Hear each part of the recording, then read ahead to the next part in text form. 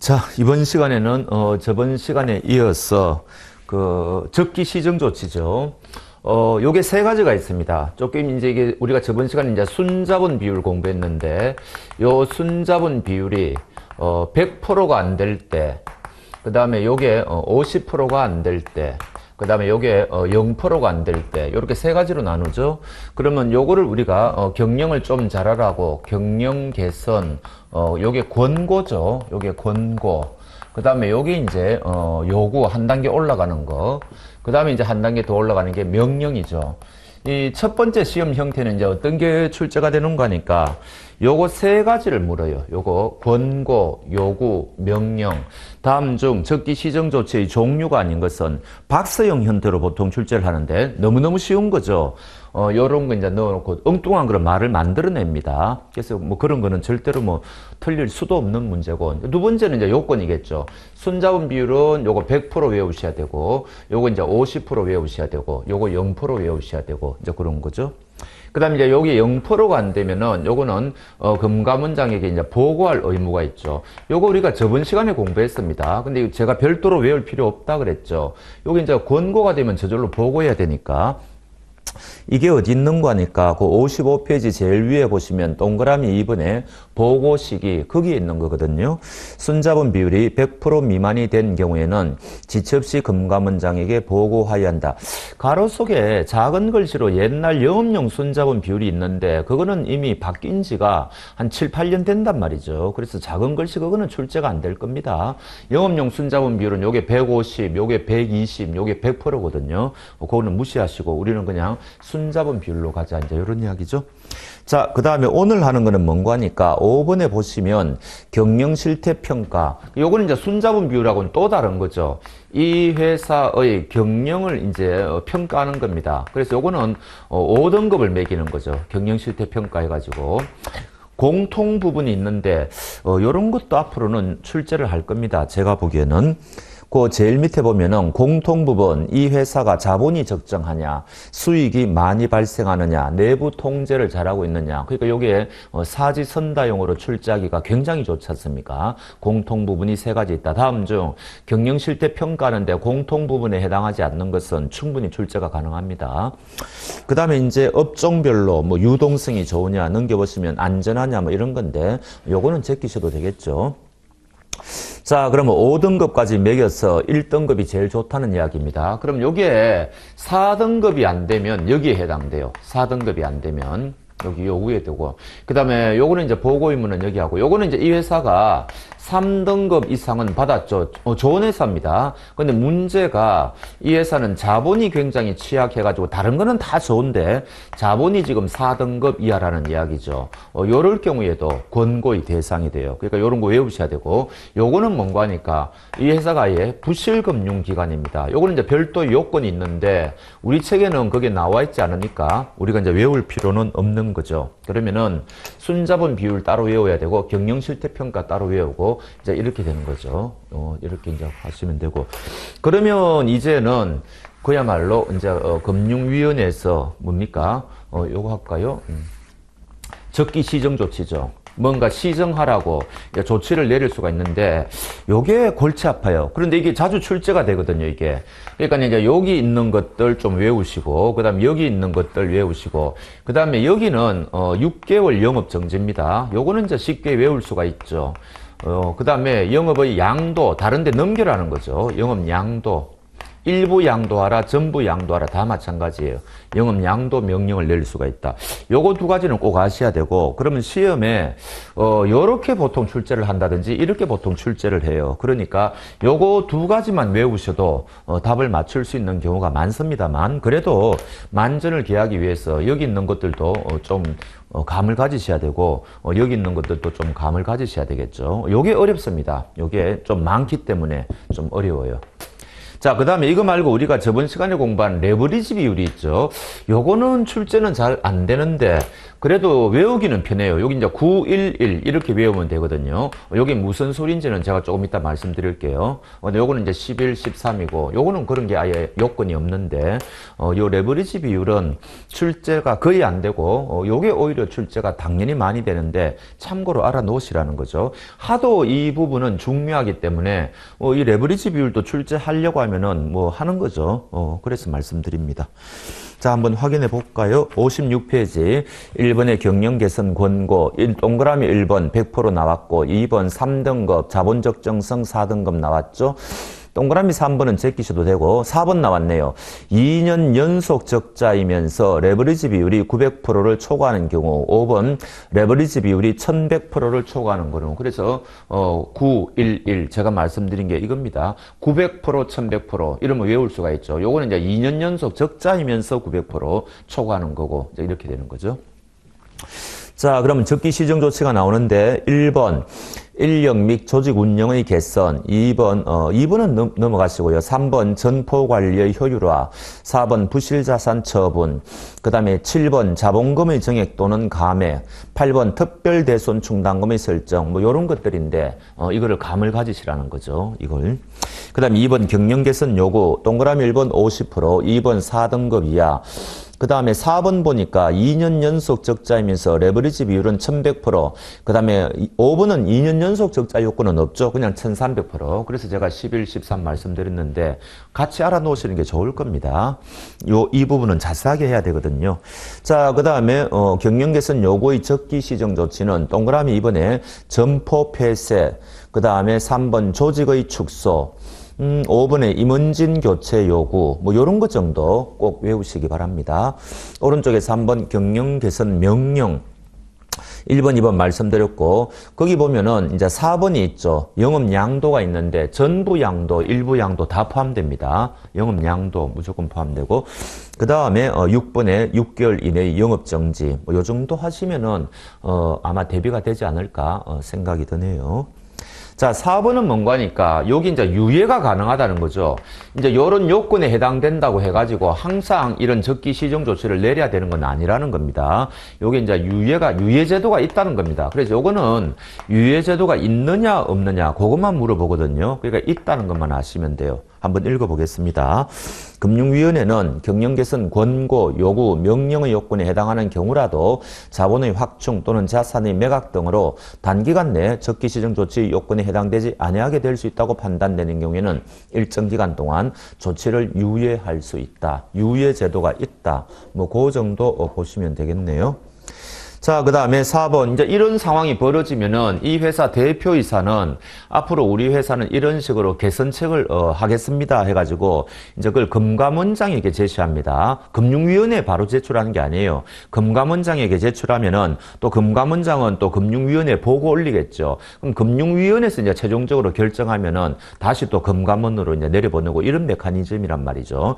그러니까 여기에 숫자가 2개월, 1개월 나오는데 이것은 그렇게 중요한 숫자는 아니에요, 사실은. 그래서 한번 읽어는 보겠습니다.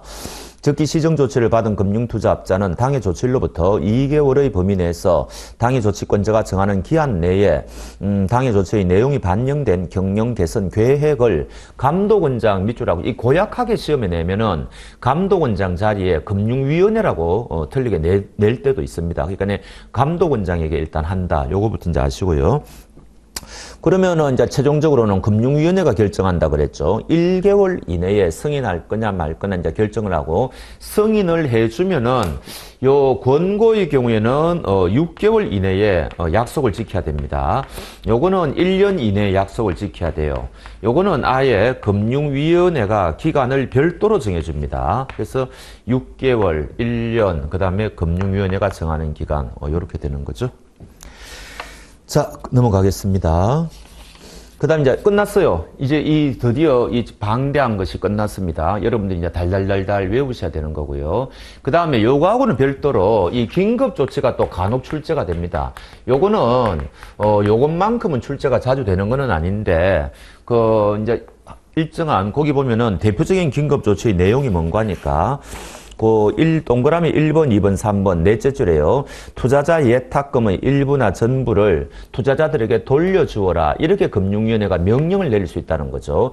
긴급조치의 내용은 이렇게 이제 내용 하나만 여러분들이 예를 아시면 되고, 요거는 시험에 출제가 될 때는 요건을 출제합니다. 그래서 다음 중 투자자 예탁금의 일부 또는 전부를 반환을 명령 내릴 수 있는 경우가 아닌 것은, 그러면 보면은 그 세 가지가 있죠. 하나같이 심각한 겁니다.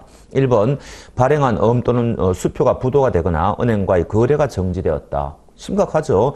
2번 유동성이 일시적으로 급격히 악화되어 투자자 예탁금 등의 지급불능 사태에 이르렀다. 더 심각하죠.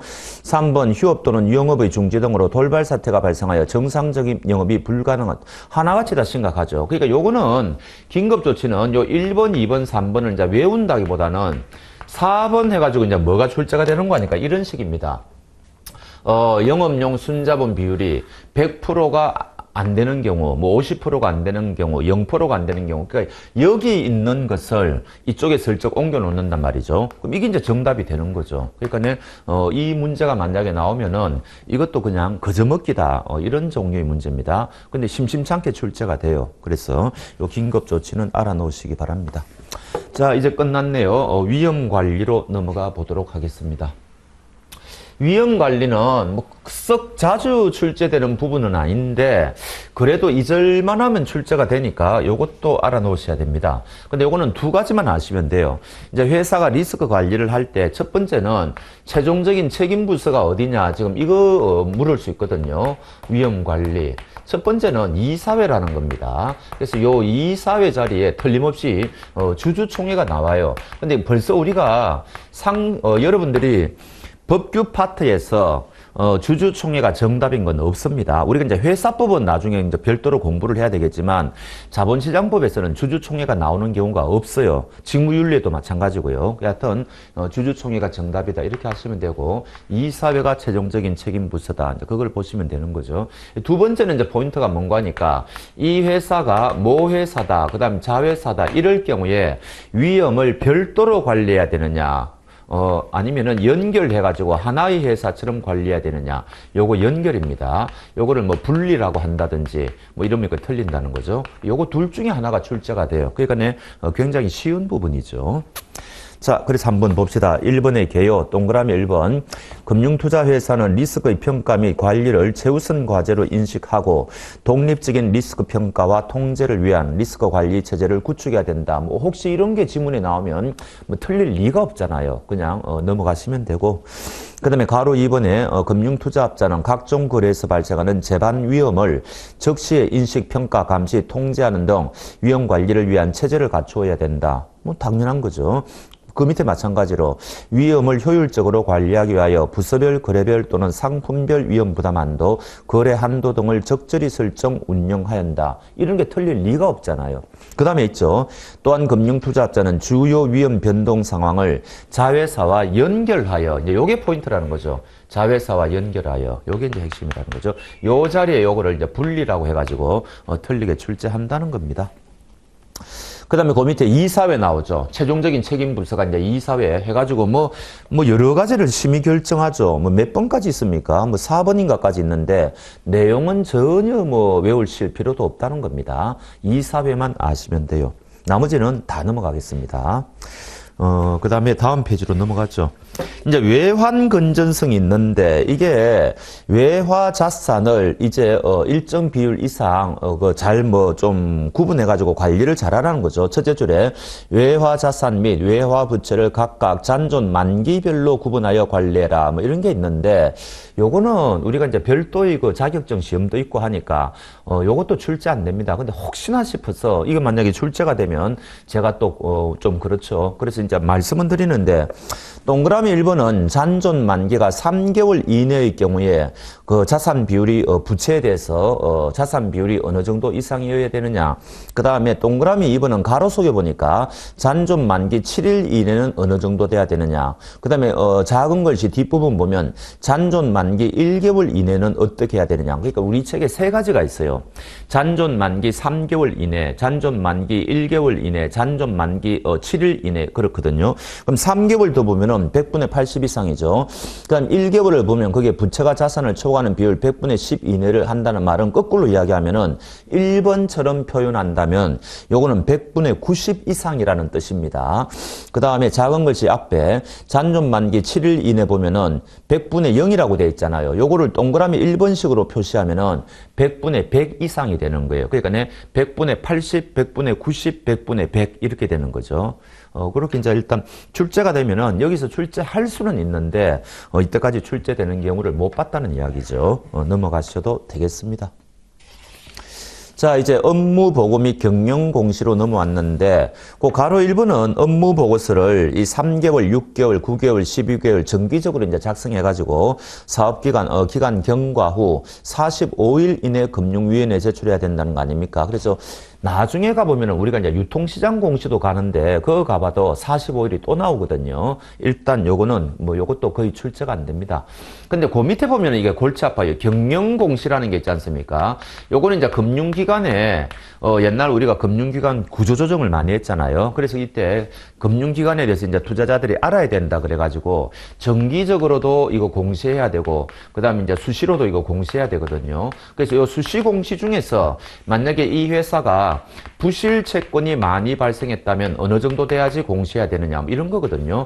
그 다음에 이제 금융사고가 발생했을 때는 어느 정도가 돼야지, 그 다음에 민사소송에서 패소했을 때는 어느 정도가 돼야지, 요거를 지금 이야기하고 있는 거예요. 그래서 일반인도 투자자들도 좀 알아야 된다, 그런 취지인데, 요거는 100분의 10이죠. 요거는 100분의 2입니다.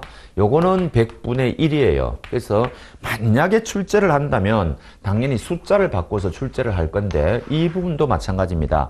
거의 출제가 잘 안 되고 있는 부분입니다. 물론 앞으로 의베타 문제로 출제하겠다고 하면 방법이 없기 때문에 제가 일단 말씀은 드리는데 굉장히 구석진 그런 부분이다, 이렇게 보시면 돼요. 1거는 보겠습니다. 가로 3번의 경영공시 둘째 줄, 그 밖에 다음의 경우에는 금융위원회에 보고하고 인터넷 홈페이지 등을 이용하여 공시하여야 한다. 1번에 뭐예요? 다른 거 다 필요 없죠. 둘째 줄 끝에 보면은 직전 분기말 어쩌고 저쩌고 해가지고 100분의 10에 상당하는 금액을 초과하는 부실 채권의 발생. 그러니까 부실 채권은 100분의 10을 기준으로 하거나 이 이야기고, 2번에 금융사고는 100분의 2를 기준으로 하거나 3번에 민사소송 패소는 100분의 1을 기준으로 하거나, 요게 이제 포인트가 되는 거죠. 자, 이것보다는 9번에 있는 대주주와의 거래 제한이 훨씬 중요합니다. 요거는 좀 자주 출제되는 부분이에요.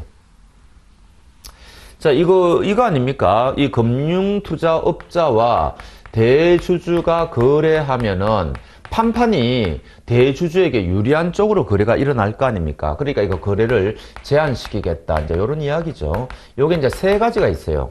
근데 이제 포인트는 원칙적으로는 금지를 시킵니다. 그런데 예외가 너무 많아요.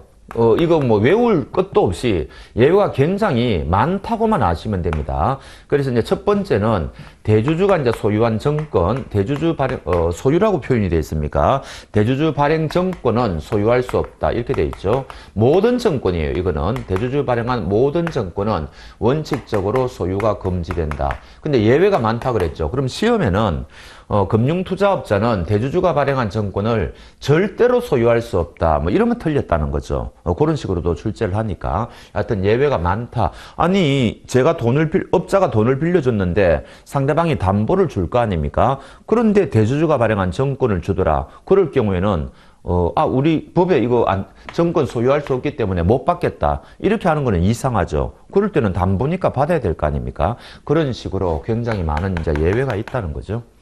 그 다음에 이제 요거는 이제 계열회사 같은 경우에 우리가 그 기업엄정권을 발행한다, 요 약소금이라고 되어 있는데, 이게 이제 기업엄정권을 말하는 거거든요. 그래서 이래 자금 조달을 위해서 계열회사가 뭔가 이제 약소금 같은 거 발행한다는 거죠. 예가 나와 있는데 외우실 필요 없어요. 이거는 중요한 게 아니니까. 특히 이제 약소금 같은 거 발행할 때 요거는 자금 조달의 편의를 위해서 8%까지는 해줄 수 있다는 거죠. 소유할 수 있어요. 그런데 8% 초과를 하면은 안 된다는 겁니다. 요것도 예외가 똑같이 많아요. 그래서 어찌됐든 요 숫자는 비교적 중요하니까 요거는 이제 외우셔야 된다는 거죠. 세 번째는 이제 더 심각한 거죠. 신용공여입니다. 대주주한테 돈 빌려주면 어떻게 되겠어요? 뭐 돈 받는다는 보장이 없잖아요. 근데 요거는 돈 빌려주는 것도 안 되고 또 대주주로부터 돈을 빌려왔어도 안 돼요. 그러면 또 이자 부담이 굉장히 다른 곳보다 높을 수도 있고 굉장히 대주주에게 유리하게끔 계약을 체결할 거 아닙니까? 어찌됐든 이게 가능해지면 이 금융투자업자, 즉 회사는 이 대주주의 사금고가 될 가능성이 이제 많아진다는 거죠. 그래서 이게 금지되는데 빌려주는 것도 안 되고 빌리는 것도 안 된다. 그리고 여기는 특수관계인도 포함이 돼요. 그러니까 배우자 같은 사람 있죠. 그런 사람도 이제 해서는 안 된다는 거죠. 그래서 특수관계인도 포함이 되는 개념이다. 그리고 요 돈 빌려주는 것만 금지되는 게 아니고 대주주를 위해서 뭐 담보를 제공한다든지 뭐 보증을 쓴다든지 이런 거 있죠. 이런 것도 일체 안 됩니다. 그래서 여기의 신용공여는 굉장히 광범위한 개념이다. 그렇게 하시면 되죠. 그래서 여기 이제 역시 금지됩니다. 요것도 예외가 세 가지가 있어요. 굳이 예외의 내용까지는 아실 필요가 없습니다. 자, 그런데 요렇게 이제 예외적으로 특히 이제 요거 뭐 돈 빌려준다 이렇게 할 때 예외적으로 뭐 할 때 요게 또 뭔가 하니까 원칙과 예외 관계인데 주식회사니까 이사회가 있을 거 아닙니까? 이사회 결의를 거쳐야 돼요. 근데 금액이 좀 적은 금액일 때는, 뭡니까? 굳이 이사회 결의를 거칠 필요가 없다는 거죠. 끝까지 예외가 있어요. 끝까지. 그 다음에 이제 마지막으로 여기에서 주로 이제 시험에 출제를 해요. 만약에 이 부분에서 출제를 한다면 우리가 일반적인 주식회사 이사회는 의결 정족수가 어떻게 됩니까? 과반수 출석한 이사의 과반수 찬성 뭐 이렇게 하지 않습니까? 근데 이건 굉장히 특이해요. 100% 찬성 요구예요. 100% 찬성. 그러니까 요게 이제 출제가 되면 사람들이 많이 헷갈려 하죠. 보통 이제 요 자리에 뭐 3분의 2라고 넣는다든지 해가지고 틀리게 내거든요. 그래서 끝까지 우리가 아셔야 되고, 요거는 우리 책에 보면 금액이 있어요. 금액이. 그런데 요거는 외우실 분들만 외우십시오. 조금 제가 볼 때는 지역적이에요. 그래서 요거까지 외우려고 하면은 우리가 외우는 부담이 좀 커지기 때문에 그거는 여러분들이 판단을 그냥 참고로 출제는 잘 안 된다. 저는 그렇게 말씀드리는데 항상 우리가 지금 공부하는 과정에서 의외타 문제에 지금 대비하는 그런 거지 않습니까? 그래서 그거는 여러분들 판단에 맡기겠습니다. 자, 확인해 볼까요? 1번 대주주 발행 정권 소유 제한. 금융투자업자는 대주주가 발행한 정권 소유할 수 없다. 다만 다음의 경우에는 금융위원회가 정하는 기간까지 소유할 수 있다. 예외가 많고. 2번 계열회사. 금융투자업자는 계열회사가 발행한 주식, 채권, 약소보험을 자기 자본의 8%를 초과하여 소유할 수 없다. 다만 똑같이 예외가 굉장히 많고. 3번 대주주 신용공여 제한. 자, 특수관계인도 나옵니다. 금융투자업자는 대주주의 특수관계인에 대하여 신용공여 가 금지되며 대주주 및 대주주의 특수관계인은 금융투자업자로부터 신용공여 받는 것이 금지된다. 이런 게 나오죠. 자, 그 다음에 다만 다음의 경우에는 이제 신용공여가 허용되는데 기억번 한 세 가지 있거든요. 넘어가셔도 되고 그 다음에 요 니은번은 이 신용공여가 굉장히 광범위한 개념이다. 보증 같은 것도 안 된다. 말씀드렸죠. 자, 동그라미 4번에 넘겨보시면은 예외적으로 신용공여 할 때는 재적이사 전원의 찬성에 의한 이사회 결의를 거쳐야 된다. 전원, 여기 이제 핵심을 하고 말씀드렸습니다. 그 다음에 다만 단일 거래 금액이 자기 자본의 10,000분의 10과 10억 원 중에서 적은 금액의 범위인 경우에는 금액이 이제 너무 적다는 이야기죠. 이럴 경우에는 이사회 결의 불필요하다. 그리고 이 숫자를 외우실 분들만 외우시라는 거죠. 제 이야기는. 자, 그 다음에는 가로 2번에 보면은 뭐 이제 대주주가 부당한 영향력 행사하면 안 되고 이때 2번 금융위원회는 뭐라고요? 금융투자업자 또는 대주주에게 필요한 자료 제출을 명할 수 있다. 뭐 이런 게 있는데 이런 거는 그냥 맞겠거니 하고 넘어가시면 됩니다. 자, 끝났습니다. 자, 그 다음은 우리가 공통영업행위 규칙으로 조금 들어가 보도록 하겠습니다.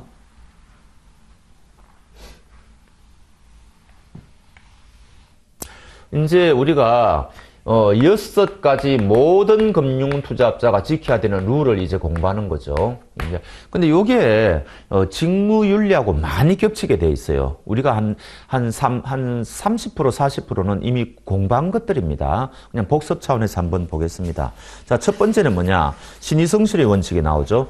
이거 우리가 직무윤리에서 봤고, 이 법규 파트에서는 아무 내용이 없죠. 넘어가셔도 되고. 가로 이번에 상호 규제는 출제하고 싶어도 출제할 방법이 없어요, 이게. 왜냐하면은, 엉터리 상호 쓰지 말라는 거 아닙니까? 정권을 취급하지 않는데 정권이라는 상호를 쓴다든지 그렇게 하면 안 되겠죠. 그렇지 않다면 아무 상호나 쓸 수가 있어요. 그러니까 읽어보시면 금융투자업자가 아닌 자가 금융투자업자로 오인될 수 있는 문자를 상호에 사용하는 것을 금지한다가 쭉 얘가 나와 있죠. 내용이 없거든요. 그러니까 넘어가셔도 되고. 3번은 그래도 이제 시험에 나올 수는 있죠. 요거는 명의대여가 가능하냐 이 문제인데 명의대여 할 수 없다는 거죠. 왜 요게 조금 의미가 있는 거니까 상법에는 명의대여가 가능합니다. 사고가 발생하면은 명의대여자와 차용자가 연대하여 손해배상 책임을 지면 되거든요. 근데 우리는 문제가 있는 게 이게 가능해지면 뭐 어떤 문제가 생기죠? 우리가 저번 시간에 공부한 인가 요건이 아무 의미가 없죠. 그냥 무인가 그런 요건 안 갖추어도 명의 빌려가지고 영업하면 될 거 아닙니까? 그러니까 이게 인가 요건이 의미가 없어져 버려요. 그래서 아예 명의 대여를 상법하고 달리 엄격하게 이제 원천적으로 금지시켜 놓았다는 겁니다. 그러니까 뭐 요 정도는 이제 하나 뭐 출제 지문 중에 하나 나올 수는 있죠. 그다음 이제 4번에 보면은 겸령이 나오고요. 그 다음에 부수 업무가 나오고 그 다음 이제 업무 위탁이 나오는데 요거 두 가지는 바뀐 거 아시죠? 한 2년 전부터 바뀌었죠. 예전에는 요거 세 가지가 전부 사전에 금융위원회에 보고하는 거였죠. 사전이 7일이거든요. 7일 전에 어떤 일을 아웃소싱하겠다. 이게 이제 금융위원회에 보고해야 된단 말이죠. 다 마찬가지였는데 요거는 사후로 바뀌었죠. 요거는 여전히 맞는데 업무 위탁의 경우에는 사전 보고가 맞는데 요 두 가지는 바뀌었죠. 2주 이내에 이런 일들을 겸하겠습니다. 이런 일들을 부수적으로 하겠습니다. 해가지고 사후에 보고하면 돼요. 그러니까 요거 외우셔야 되겠죠. 2주 이내 사후 보고. 그러면은 부수 업무는 더 공부할 게 없어요. 우리 책에 어떤 일이 부수 업무라고 이게 드러나지가 않거든요. 그러니까 여러분들도 뭐 골치 아프게 뭐 어떤 일을 부수 업무로 한다는 말이냐 관심 가질 필요가 없어요. 우리는 이제 수업에 충실하면 되니까. 그럼 이제 겸령의 경우에는 요게 조금 출제할 만한 거는 있는데 이게 좀 골치 아파요. 모든 그 금융 6가지 업자가 다 할 수 있는 게 아니고 특히 자문업자하고 투자 일임업자는 자기 자본 요건도 적죠. 등록만 하면 할 수가 있죠. 그러니까 그 업에 전념하라고 다른 일은 겸하게 못하게 돼 있는 경우가 많습니다. 그래서 어떤 경우는 이게 이제 겸령을 하는 게 투자 매매업자하고 중개업자만 할 수 있는 게 있고 어떤 경우는 또 투자 매매업자만 할 수가 있는 게 있고 이런 식으로 다 다르단 말이죠. 그런 것들이 있는데 생각보다는 옛날에는 출제가 좀 되었는데 요즘은 좀 거시기해요. 근데 요즘에 제일 중요한 게 뭔가 하니까 말씀드릴게요. 자, 일단 책을 통해서 하는 게 좋겠습니다. 가로 4번의 겸령 제한. 금융투자업자는 다른 금융 업무를 겸령하고자 하는 경우 그 업무를 영위하기 시작한 날로부터 2주 이내, 그러니까 사후 보고라는 거, 요거는 꼭 아셔야 되고요. 그 다음에 자, 겸령 대상 업무가 나오는데 어지럽습니다. 뒷업번, 국가공공단체 업무 대리 및 투자자 예탁금의 자금 이체 업무. 이건 어떻게 돼요? 투자 매매업자하고 중개업자만이 할 수가 있죠. 투자자 예탁금이 들어와야 되니까. 그런 뜻이고. 그 다음 이제 리얼번 같은 경우에는 쭉 내려보면은, 옛날에는 요 F번이 제일 출제가 많이 됐어요. 지급 보증 업무 있죠. 그래서 요거는 굉장히 위험 부담을 감수해야 될 그런 흡수력이 있어야 되니까 자기 자본 요건도 굉장히 세야 됩니다. 그래서 요거는 정권하고 장외 파생 상품을 취급할 수 있는 투자 매매업자만이 할 수가 있어요. 그래서 요거는 무조건 단답형으로 외우시는 게 좋습니다. 그 다음에 제가 그 첫날 말씀드렸는데 옛날에는 자본시장법 몇 문제, 금융위 몇 문제 딱딱 달랐다 그랬지 않습니까? 그럼 금융위원회에서 싫어도 몇 문제를 반드시 내야 됐거든요. 그때 출제하는 문제가 뭔고 하니까 쭉 보시면은 D번입니다. D번. 요게 이제 프로젝트 파이낸싱 대출 업무가 나오죠. 그게 하나 나오고, 그 다음에 I번에 금지금 나오죠. 그 다음에 J번에 퇴직연금 수급권을 담보로 한 대출이 있죠.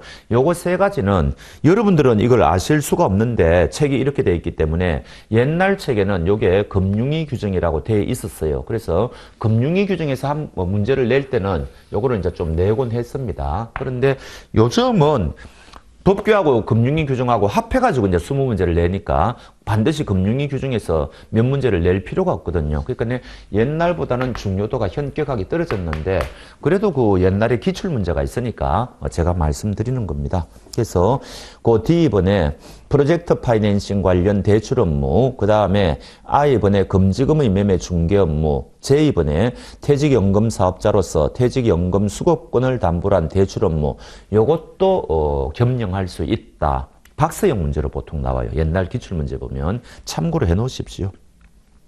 자, 부수 업무는 그 2주 이내에 사후 보고하면 된다. 요거 하나만 알고 넘어가자 그랬죠. 그 다음에 요 업무 위탁은 그래도 요거 한 문제 나올 수가 있어요. 이게 네 지문이 만들어지거든요. 그래서 요 앞에 것보다는 요 업무 위탁에 이제 조금 더 포인트를 주시면 되겠습니다. 요게 첫 번째죠. 7일 전. 요거 이제 한 문제 아닙니까? 그 다음에 이제 아시다시피 아웃소싱을 주면은 어떻게 돼요?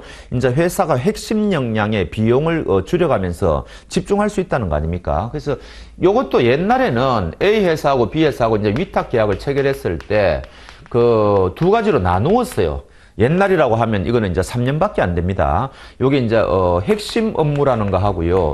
그 다음에 본질적인 업무라는 거 나누어 가지고 요거는 투자자 보호에 치명적인 중요한 거니까 맡길 수 없다. 그러나 요거는 맡기도 된다. 본질적인 업무는 우리 지금 기본세도 있는데 인가와 등록과 관련된 업무를 말해요. 근데 금년도 책에는 작년도 책도 마찬가지인데 이렇게 구분을 안 해요. 핵심 업무라는 말 자체가 나오질 않습니다. 그래서 본질적인 업무를 위탁할 수는 있는데 요 회사도 인가나 등록을 받은 곳이어야 된다. 아무 회사한테나 맡길 수가 없다. 이제 요게 첫 번째 논점이죠. 요게 첫 번째, 요게 두 번째 논점. 그 다음 이제 세 번째 논점은 재위탁할 수가 있느냐 요 이야기인데 요거는 이제 원칙적으로는 안 되는데 요것도 예외가 시험에 나와요. 예외적으로 이제 된다는 거죠. 외화자산과 관련된다든지 등등. 그래서 요게 이제 포인트가 됩니다. 요거 하나 이제 알아놓으시고 그 다음에 그 2년, 3년 전의 책에는 특히 이제 준법 감시 업무를 강조했거든요. 그래서 이 준법 감시 업무를 위탁할 수가 있느냐 없느냐. 근데 위탁할 수 있다라고 돼 있었어요. 근데 지금 금년도 책은 이거 위탁할 수 없다라고 이게 돼 있거든요. 그러니까 요거 외우셔야 돼요. 그래서 준법 감시. 근데 이거를 만약에 위탁을 했다가 사고가 발생하면은 이 좀 뭡니까? 그 굉장히 이제 법적으로 골치 아픈 문제가 발생하죠. 신뢰도도 이제 이 회사가 낮아지고요. 그러니까 아예 준법 감시 업무는 위탁을 못 하는 것으로 이제 지금 책에는 그렇게 돼 있습니다. 요 네 가지 정도 외우셔야 돼요. 뭐 별거 아니죠. 자, 1번의 규제 개요, 니은번, 금융투자업자의 본질적 업무. 본질적 업무가 뭐냐? 인가 등록과 직접 관련된 필수 업무. 위탁할 수 있단 말이죠. 할 수 있는데 위탁받는 자가 당의 업무 수행에 필요한 인가 등록한 자이어야 한다. 2번 어떤 게 그러면 도대체 본질적인 업무냐? 전혀 뭐 볼 필요 없습니다. 다 넘어가시고 3번 재위탁의 제한 원칙적으로 금지되지만 단순 업무, 외화자산 운용 보관 업무는 위탁자의 동의를 받아서 재위탁할 수 있다. 이게 포인트고요. 4번 기억번 실제 업무 수행일의 7일 전까지 이런 말이 나오죠. 그 다음 니은번 금융투자업자는 업무 위탁을 한 내용을 계약서류 및 투자설명서에 기재해야 된다. 뭐 그렇겠죠. 그 다음에 디귿번 금융투자업자는 위탁을 했을 때는 투자자의 관련 정보를 또 제공할 수도 있어야 될 거 아닙니까. 그래야지 위탁받은 사람들은 업무를 당연히 할 수 있겠죠. 뭐 하나만 한 이야기입니다. 너무 당연한 건데 디귿번 정보 제공할 수 있다. 밑줄은 꺼놓으시죠. 자, 이해상충 관리가 나왔는데 요거 직무윤리에서 다 한 것들입니다. 그래서 기억번에 일반 규제가 있고 니은번에 직접 규제가 있는데 특히 직무윤리에서 요 이해상충의 가장 대표적인 예를 무엇을 들었는가 하니까 과당 매매를 들었죠. 회사는 수수료 많이 가져갈 수 있고 또 투자자는 뭡니까 마이너스가 발생하니까 이제 그런 것들을 예를 들었습니다. 그다음에 D급번의 정보교류 차단 장치는 오른쪽에 있는데 요거는 이제 법 체계가 바뀌었기 때문에 시험에 내고 싶어도 뭐 낼 만한 게 없는 걸로 바뀌었다 그랬습니다. 직무윤리에 다 있고요. 그다음에 2번에 이제 이해상충 관리 의무는 우리 자본시장법은 이해상충이 발생했을 때 뭐 바로 100% 금지시키는 게 아니고 그게 이제 발생할 수 있는 가능성을 일단 파악을 하고 관리를 하고 하다 안 되면은 마지막에 거래를 금지시키는 그런 쪽으로 지금 가고 있다 그랬죠. 그 이야기를 지금 하고 있네요.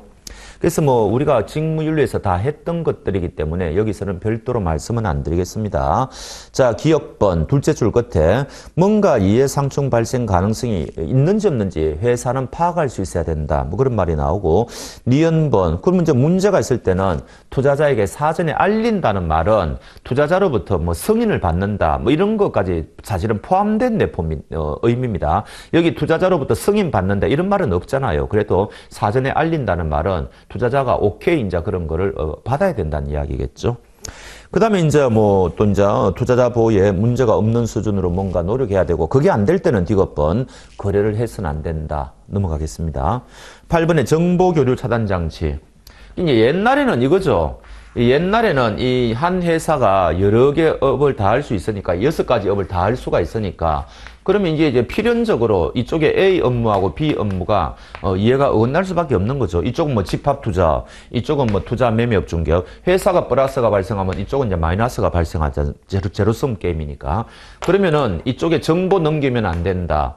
그러면 정보를 넘기지 않게 해서는 임직원이 겸직하면 안 된다. 사무공간 같이 쓰면 안 된다. 전산설비 같이 써도 안 된다. 뭐 이런 것들이 옛날에는 단골 문제였고 특히 이때 임원은 겸직하면 안 된다 그러는데 겸직할 수 있는 예외가 3가지가 있었거든요. 그게 아주 출제가 잘 됐죠. 그리고 이제 정보 넘기면 안 된다. 이 정보 차단 장치라 그랬는데 어쩔 수 없는 경우에는 일정한 요건을 갖추면은 이제 정보를 넘겨도 되는데 그 요건이 한 5가지가 있었어요. 그래서 이런 것들이 과거에는 출제가 굉장히 많이 됐는데 이제는 이제 법으로 이런 걸 이야기하는 게 아니죠.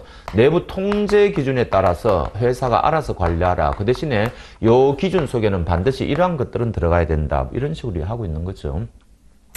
그래서 거기 보면은 과거 변경이 있고 어떤 정보가 차단시켜야 되는 정보냐. 이거는 옛날하고 지금하고 똑같아요. 법에 그런 게 적혀 있습니다. 근데 그 다음 보면은 이제 차이니즈 월을 설치해야 되는데 그 내용을 옛날에는 법에서 규정했는데 이제는 내부 통제 기준으로 바뀌었다는 거죠. 그런 거고 신설은 뭐예요? 이제 모든 거를 내부 통제 기준대로 하면은 회사가 또 100% 자율에 맡기면은 문제가 있을 수 있으니까 신설해 가지고 요 기준 속에는 반드시 대통령령으로 정하는 요런 것은 반드시 들어가 있어야 된다. 요런 식으로 이제 규제 체계가 바뀌었다는 이야기입니다. 자, 뭐 특별한 게 없어요. 2번에 보시면은 기억번, 연번이 있는데 도저히 출제할 만한 게 없습니다. 그래서 넘어가도록 하겠습니다. 자, 그 다음에 2번에 투자 권유 영업행위 규제가 나오는데 이거는 우리가 어디서 봤습니까? 6대 판매 원칙을 지금 이야기하고 있는 거죠. 근데 이거 6대 판매 원칙은 그 직무윤리에서 아주 자세하게 봤지 않습니까? 그러니까 여기에서 특별히 우리가 볼 만한 게 없어요.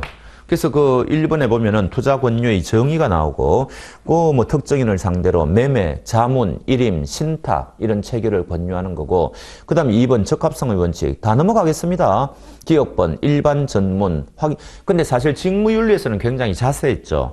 요 사람이 일반 금융 소비자냐, 전문 금융 소비자 그거 따지기 전에 뭐라고요? 이 사람이 투자 권유를 원하는지부터 제일 먼저 확인을 했었어야 되죠. 여기에는 그게 빠져 있어요. 그러니까 직무윤리가 훨씬 자세하다는 것을 알 수 있습니다. 그 다음에 니은번, 고객의 정보를 파악해라. 그리고 이제 파악하면은 확인받고 제공해야 되고, 그 다음에 D급번 적합성의 원칙, 그 사람에게 맞는 상품을 권유해 주어라.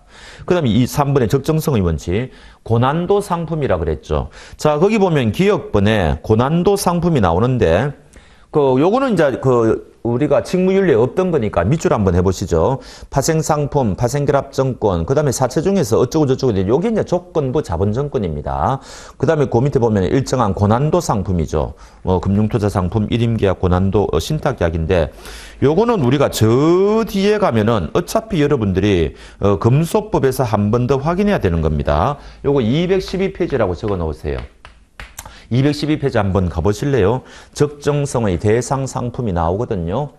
거기에 1번에 파생상품 찾으셨습니까? 2번에 파생결합증권, 3번이 조건부 자본증권이죠. 그 다음에 4번에 일정한 고난도 상품, 그 다음에 5번 넘어가시고 6번은 요거 50% 외우셔야 돼요. 이거 처음 나왔죠. 근데 요거는요, 옛날 우리 자본시장법에 있던 내용이에요. 그리고 옛날에 요거 시험에 출제를 좀 냈습니다. 그래서 6번까지는 외우셔야 돼요. 다음 중 적정성의 원칙의 대상이 아닌 것은, 요거는 직무윤리에는 우리가 없던 겁니다. 처음 나왔어요. 요거는 법에서 외워주시기 바랍니다. 자, 그 다음에 다른 거는 다 또 넘어가죠. 니은번 적정성의 원칙이 뭐냐 다 아는 이야기고, 그 다음에 설명의무 또 나왔네요. 뭐 특별한 거 없어요. 니은번 있고, 그 다음에 디귿번 설명의무에 보면 이게 묘한 말이 나오죠. 손해액 산정의 입증 책임의 전환. 이거 제가 직무윤리할 때 강조드린 것 같은데, 설명의무가 위반했다. 자, 이럴 경우에 첫 번째 논점은 이 고의과실에 대한 입증을 누가 할 거냐, 이게 문제고, 그 다음에 이 인과관계 입증을 누가 할 거냐, 이제 이게 문제라고 그랬죠. 이게 문제인데, 요거 둘 다 회사가 입증을 해야 됩니다. 요런 걸 우리가 입증 책임의 전환이라 그러죠. 원래는 소비자가 입증을 해야 되죠. 원고니까. 요건 사실은 이제 원고가 입증해야 되잖아요. 그래서 요런 걸 우리가 입증 책임의 전환. 그래서 오히려 회사가, 우리는 고의과실이 없었다는 걸 입증해야 되죠.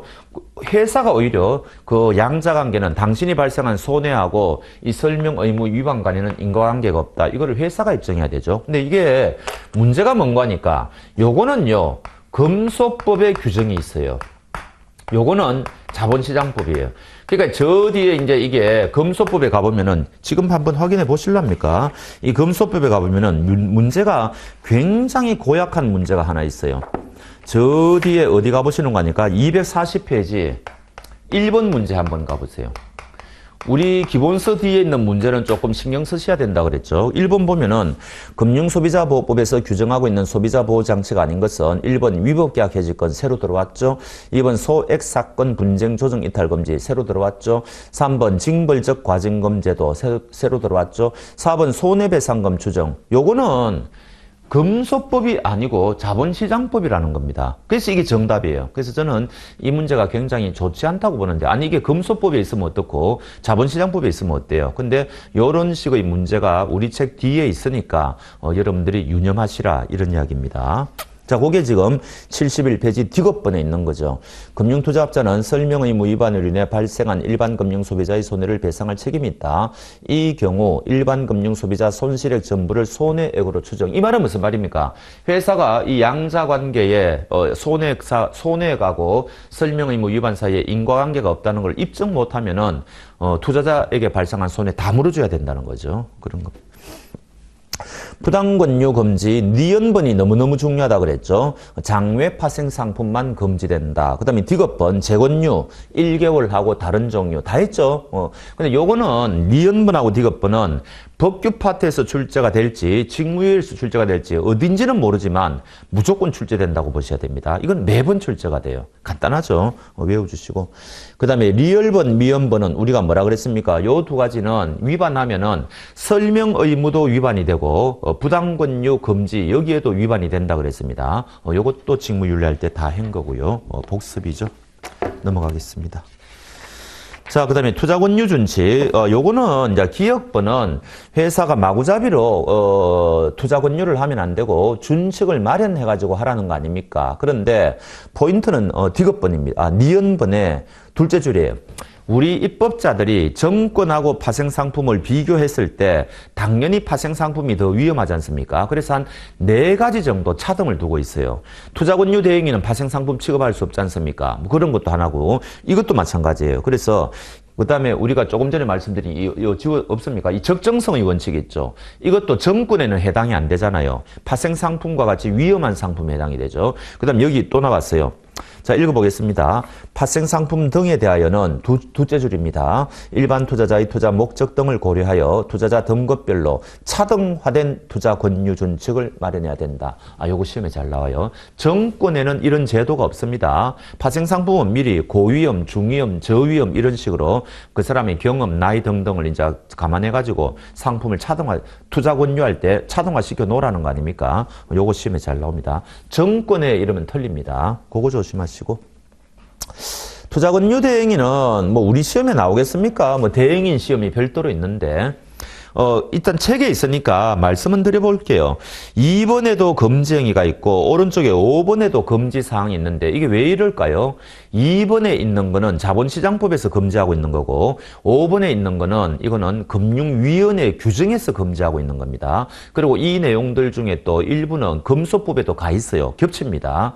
그런데 어찌됐든 시험에 나온다면은 금지 행위가 제일 중요합니다. 혹시 출제를 한다면 여러분들이 아셔야 되는 거는 2번에 금지 행위 중에서 기업번이죠. 대리권이 없죠. 근데 거기 우리 책에는 뭐라고 되어 있는 거니까 위탁한 금융투자업자를 대리할 수가 없다고 되어 있는데 이거는 투자자도 대리를 하면 안 되죠. 투자자에게도 대리권 수여받을 수가 없습니다. 회사로부터도 대리권 수여받을 수가 없고 투자자도 마찬가지죠. 그래서 그 두 번째 보면은 투자자로부터 금전, 정권 이런 거 받을 수가 없죠. 세 번째, 자신의 업무를 제3자에게 재위탁할 수 없죠. 네 번째, 하나의 회사하고만 계약을 체결해야 되죠. 요까지입니다. 요런 것 좀 보시고. 그 다음에 동그라미 3번은 투자권유 대행인은 정표 이런 거를 미리 게시해야 되고 또 일정한 사항을 알려줄 사전에 고지 의무가 있다는 겁니다. 그리고 그 다음 4번은 이거는 이제 금소법에 나오죠. 굉장히 중요하죠. 투자권유 대행인은 회사하고 사용자, 피용자 관계는 아니죠. 근데 법에서는 그거를 관계를 의제해가지고 간주해가지고 투자권유 대행인이 밖에 나가가지고 뭔가 불법 행위를 하면은 당연히 투자권유 대행인도 책임을 져야 되지만 투자권유 대행인이 변제 능력이 없을 수가 있지 않습니까? 그럴 경우에는 회사가 사용자 책임을 져라. 이런 아주 중요한 조문이죠. 여기 이제 그대로 금소법에 가 있습니다. 5번에 이 금지사항은 뭐 읽어보면 너무 뻔한 것들이고요. 뭐 특히 우리가 이제 대행인 시험이 아니니까 저는 넘어가겠습니다. 혹시 출제되어도 여러분들이 틀릴 만한 내용이 거의 없어요. 자, 6번의 검사 기억번. 투자권유 대행인은 투자권유 대행과 관련하여 업무 및 재산 상황에 대하여 금융감독원장의 검사를 받도록 되어 있습니다. 그 다음에 3번 직무 관련 정보 이용 금지. 내용이 없어요. 특히 손실보전은 우리가 투자자 분쟁 예방에서 예외적으로 할 수 있는 세 가지를 자세하게 봤죠. 그런 게 있었고.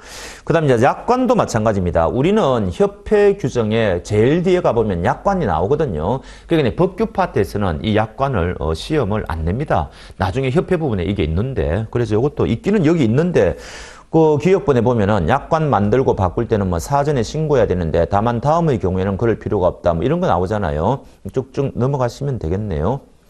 협회, 금융위원회 뭐 나오고 수수료는 이제 1번 금융투자업자가 스스로 이제 정하는 거죠. 그런데 비교 공시하는 주체는 3번의 협회일 것이고 그 다음에 동그라미 2번 정당한 사유가 없는 한 투자자를 차별해서는 안 되는데 이 말을 오히려 반대해서 가면은 정당한 사유가 있다면 투자자 차별할 수 있다는 이야기고 그 다음에 7번, 6번, 7번 다 넘어가고 8번도 마찬가지고요. 그 다음에 이제 9번이 포인트입니다. 요것도 이제 여러분들 이 같이 정권회사의 임직원분들 이 정권 선물 투자할 수 있느냐 이거 아닙니까 지금. 그런데 옛날 자본시장법 이전에는 못하게 했었죠. 예외적으로 정권 저축의 형태를 통해 가지고 한 50% 그거 할 수 있겠는데 그게 뭐 실효성도 없고 그래서 자본시장법은 아예 허용을 했죠. 허용을 하는데 그 대신에 이제 요건을 요구하게 됐다는 겁니다. 어떤 특정한 정권 등을 거래할 때는 그럼 여기 이제 특정한 정권 등이 뭐냐 이런 거죠. 이런 걸 할 때는 소위 말하는 1회사 1계좌의 원칙이지 않습니까? 이거 원칙이죠. 예외가 많아요. 근데 이제 1회사니까 본인들이 다니고 있는 그 회사를 통할 것이고 계좌는 하나만 해라는 거죠. 이런 식으로 이제 원칙적으로 하고 그다음에 이제 당연히 자기의 명의를 해야 되고요. 뭐 이런 이제 원칙을 지키라는 거죠. 그 다음에 또 뭐예요? 분기별로 명세서를, 뭡니까? 회사에 통지하죠. 근데 요게 이제 시험에 나오는 건데, 요 부분에서 출제를 한다면, 주요 직무 종사자는 그렇지가 않죠. 주요 직무 종사자는 월별이죠. 그럼 어떤 종사자가 주요 직무 종사자냐? 그거는 나와 있지 않아요. 근데 이제 보통 우리가 뭐 애널리스트 같은 분들 그런 분들 이야기하는 거죠. 펀드 매니저 뭐 등등. 하여튼 요거는 주요 직무 종사자가 분기별이다 이러면 틀리는 거죠. 요게 이제 출제가 좀 될 겁니다. 이 부분도 마찬가지예요. 한 4, 5년 전에는 한 문제 좀 냈거든요. 근데 지금은 보십시오. 75페이지고 밑에 5째 줄하고 넘겨보시면은 한 대여섯 줄밖에 없어요. 출제할 만한 게 없단 말이죠. 그래서 이것도 다른 지문하고 같이 엮어서 한 문제 낼 수 있고, 굳이 하자면 한 문제 낼 수 있기는 있습니다. 뭐 이런 거 분기별, 그 다음에 무슨 이런 거, 그 다음에 1회사, 1계좌, 자기 명의 뭐 출제할 수 있고, 그 다음에 여기 이제 특정 정권이라고 하는데 여기에는 집합투자증권이 제외된다는 것만 아시면 돼요. 그러니까 이제 펀드는 마음대로 이제 투자할 수 있다는 이야기죠. 요거 말고는 이런 식으로 하라는 이야기입니다. 그런 거죠. 자, 그래서 그 넘겨보시면 이번에 특정 금융투자 상품이 범위가 나오는데 외울 필요 없습니다. 답니다, 다. 집합투자증권만 빠져있다. 이렇게 하시면 되죠. 자, 10번, 11번 다 넘어가겠습니다. 예. 이번 시간에는 여기까지 하도록 하죠. 수고하셨습니다.